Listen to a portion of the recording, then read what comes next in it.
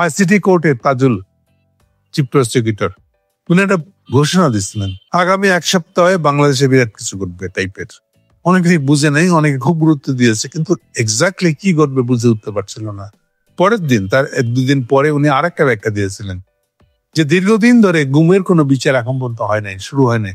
গুমের মামলাগুলা আদালতে পেশ করা এখনো হয় নাই।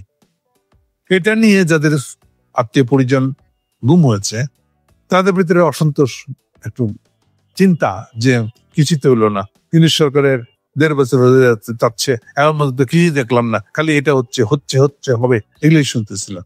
ফ্যাক্টস হচ্ছে গতকালকে যেটা বলেছিলাম আপনাদেরকে আমি, আইসিটি কোর্ট চলে, আগে তদন্ত, পরে অ্যারেস্ট, পরে মামলা দায়ের। এটা নর্মাল। ম্যাজিস্ট্রেট কোর্টে যেরকম ভাবে গিয়ে মামলা দিয়ে দিলেন, পরের দিনে না, ওই দিনে আপনাকে ধরে নিয়ে গিয়ে একদম ম্যাজিস্ট্রেট কোর্টের সামনে হাজির করলো। এইভাবে আইসিটি কোর্ট চলে না। আইসিটি কোর্টের চলার ধরনটা অন্য। আগে ইনভেস্টিগেশন করতে হয়, ইনভেস্টিগেশন রিপোর্টটা ফাইনাল হলে পরে এবং যথেষ্ট মাল রসদ পেলে পরে এইবার তারা রওনা দেয়, এইবার আদালতের সামনে ফর্মাল চার্জ পেশ করবে। সেই অর্থে আইসিটি কোর্টের কারো নামে ফর্মাল চার্জ প্রেম করা মানে তার বিরুদ্ধে সুনির্দিষ্ট অভিযোগের ডকুমেন্ট কিন্তু প্রমাণ, ডকুমেন্ট, সাক্ষী, এগুলো তারা জোগাড় করছে। এগুলো ঠিকঠাক করার পরেই তার একমাত্র মামলা দেয়। সো তাজুল সাহেব আশ্বস্ত করেছিলেন আমাদেরকে যে এই সপ্তাহে এই প্রথম গুমের আসামিগুলোকে নিয়ে আমরা কয়েকটা কেস, 3টার কথা বলেছিলেন, অন্তত 3টা কেস আমরা আদালতে পেশ করব। মানে হলো এই 3টার তদন্ত শেষ করে ফেলেছি আমরা। 3টার তদন্ত, প্রমাণ, সাক্ষী, ডকুমেন্ট, অভিযোগের সপক্ষে স্ট্রং ডকুমেন্ট, যেমন ধরুন ওই যে বললাম যে টেলিফোনে কথোপকথন নির্দেশ দিচ্ছে হাসিনা, এটা হচ্ছে খুব স্ট্রং প্রমাণ কিন্তু। আর ধরে একেবারে কি বলবো, লাইভ প্রমাণের মতন আর কি। হাসিনা ওই যে আমাদের প্রতিমন্ত্রী, বিদ্যুৎ প্রতিমন্ত্রী হামিদকে নির্দেশ দিতেছে, এটাতে বুঝতে পারেন যে এটা কি ধরনের প্রমাণ হবে। সর্বোচ্চ ডকুমেন্ট, মানে প্রমাণিত ডকুমেন্ট হিসেবে এটাকে দিতে হবে। কারণ এটা ওখানে পেশ করার আগে আবার আরেকটা পর্যায়ে আছে, আপনার ফরেন্সিক টেস্টের ব্যাপার আছে। যারা টেস্ট করে বলে ইয়েস এই গলাটা হাসিনার, এই গলাটা হামিদের, এই গলাটা হাসানুল হক ইনুর, এই গলাটা ওয়াকারের, এটা টেস্ট করে তারপরে সেটা পেশ করা হয় কিন্তু। তাহলে এই পিছনের কাজগুলা করে শেষ করে এবার আজকে সকালে 2টা মামলা দায়ের হয়েছে গুলপুমের। বুঝতে পারছেন কত সিরিয়াস জিনিস এটা। এখন বাজে 3টার পরে কিছু একটা এই ঘটনাটা ছাপা হয়েছে, আমি দেখেছি, ছাপা করে চলে আসছে টিভিএস পত্রিকায় দুপুরের 1:15। সেটাকে নিয়ে আমি এখন কথা বলছি। সো 2টা মামলা, এবং এই 2টা কিন্তু গুমের মামলা। ফলে গুমের পরে কি হয়েছে বুঝতে পারেন, আয়নাঘর পর্যন্ত গেছে, অথবা মাইরে কেটে কোথায় লাশ ফালা দিচ্ছে, লাশ পাওয়া যায় নাই এখন পর্যন্ত। এই ধরনের মামলার আসামি, প্রধান আসামি হলো হাসিনা নিজে। সেকেন্ড হলো এই প্রথম তারেক সিদ্দিকী, আপনারা অনেকে জানেন, তার আত্মীয় তারেক সিদ্দিকী। তার আত্মীয় মানে তার ছোট বোন রেহানার স্বামীর বড় ভাই হলো তারেক সিদ্দিকী। সে ছিল হাসিনার সকল সামরিক বাহিনীর বিষয়ক উপদেষ্টা। বেসিক্যালি তার মাধ্যমে সামরিক বাহিনীকে কন্ট্রোল, গুম খুমের কাণ্ডগুলা উনি তারেকের মাধ্যমে আর্মিকে দিয়ে করাইতেন। এবং এখানে যেসব লোকের নাম আছে, বিশেষ করে সেকেন্ড মামলাটায়, বেসিক্যালি এদেরকে হাসিনা পতনের পর, উৎখাতের পরে, আমি আপনাদেরকে অনেকবার বলেছি, ওই 24 সালে হাসিনা অপসারণ হয়েছে, উৎখাত হয়েছে 5ই আগস্ট। ওই আগস্টের, ওই 24 সালেরই নভেম্বর মাসে সেনাবাহিনীতে যে সাফা অভিযানটা হয়েছে ভিতরে পদোন্নতির নামে, নতুন পদোন্নতি পুরানদের বাদ, এই বলে যাদেরকে সরাই ফেলা হয়েছে, অলমোস্ট সবাই ওই 13 জন ওখানে আছে আসামি হিসেবে। কে কবে কি করছে তার পুরা নাম আছে, ওই সবাই ওখানে আসামি হিসেবে আছে। 2-4 জন থাকতে পারে যারা সিটিং এখনো আর্মিতে আছে। ফলে আজকের যে 2টো মামলা দায়ের হয়েছে, এটা খুবই সাংঘাতিক মামলা।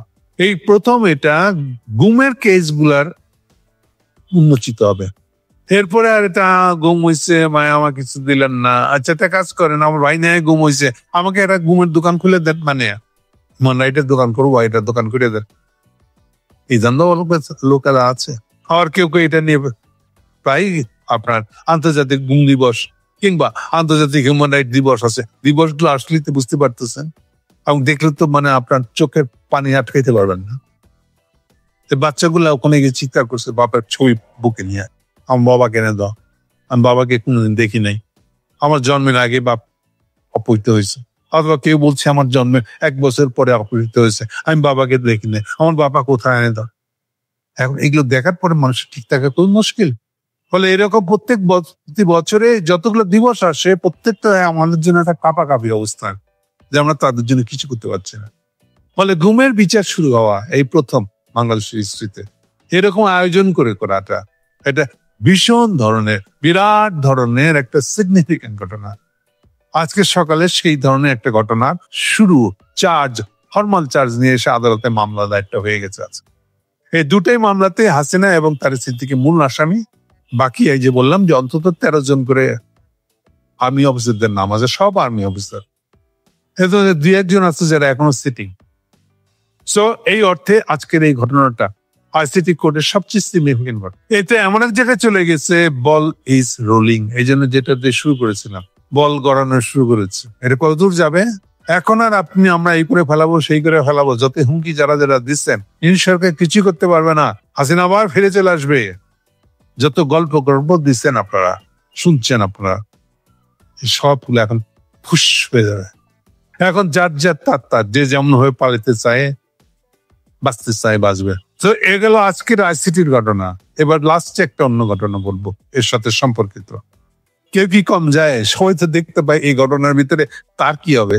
তার মামলাটা তো আসে নাই এখনো। আমি আশা করি বুঝাতে পারছি আপনাদেরকে। এই প্রথম সেনাবাহিনীর লোকদেরকে আইসিটি কোর্টে নেওয়া জন্য অলরেডি মামলা দায়ের হয়ে গেছে। একদিন মনে করা হতো, আর্মিও মনে করেছে, সেনা প্রধান ওয়াকার সাহেব আমাদেরকে ধারণা দিয়েছে, উর্দি প্রিজন ভ্যান আদালতে নিয়ে যাওয়া হচ্ছে। আহা, এই দৃশ্য আমি দেখতে পাই না, তার প্রাণ পড়ে যাচ্ছে একেবারে। উর্দি যেন মায়াটা দেখে না, প্রিজন ভ্যানে করে আসামি হিসেবে কোর্টে যাচ্ছে। দেখা যায় না এই দৃশ্য। এই বক্তব্যটা যে একটা সৈনিকের জন্য সবচেয়ে অপমানজনক বক্তব্য, ইনসাল্টিং বক্তব্য। আপনি একটা অপরাধ করছেন, সে অপরাধের পক্ষে আপনি আর্গু করতেছেন। আপনি সেনাপ্রধান, আপনি এটা বাসার চাকর হওয়ার যোগ্য না।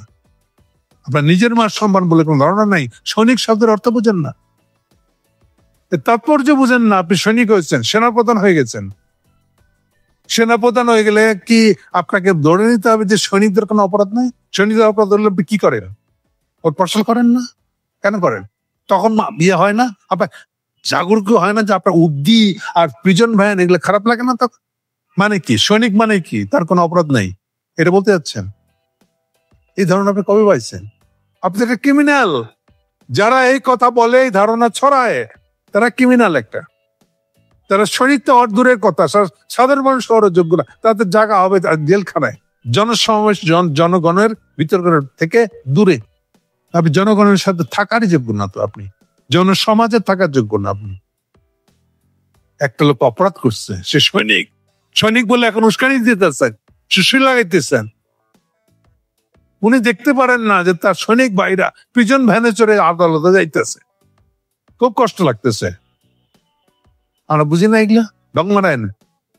আপনি ওই সৈনিকের ভিতরে, ওই প্রিজন ভ্যানের ভিতরে আপনাকে দেখতে পাচ্ছেন।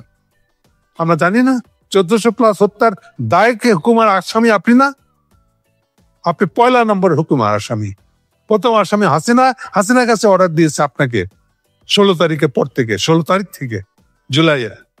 এবং আপনি আপনার হুকুমে নিচের লেভেলের সমস্ত অফিসাররা লোক মারতে গেছে, সেটা হেলিকপ্টার থেকে হোক আর ডাইরেক্ট হোক। রাস্তার মধ্যে শুয়ে থেকে ফায়ার করতেছেন চোখ বন্ধ করে। এগুলো ভিডিও নাই? সৈনিক মারান, সৈনিকের জন্য পরাণ পুড়ে যায় আপনার। হ্যাঁ, ফাঁসির দড়ি দেখতে পাচ্ছেন আপনি নিজের জন্য, এই জন্য আপনার কষ্ট লাগতেছে। এখন আর সৈনিকের ইমোশন তুলে আপনি ঢাকতে চাইতেছেন। আপনার দিন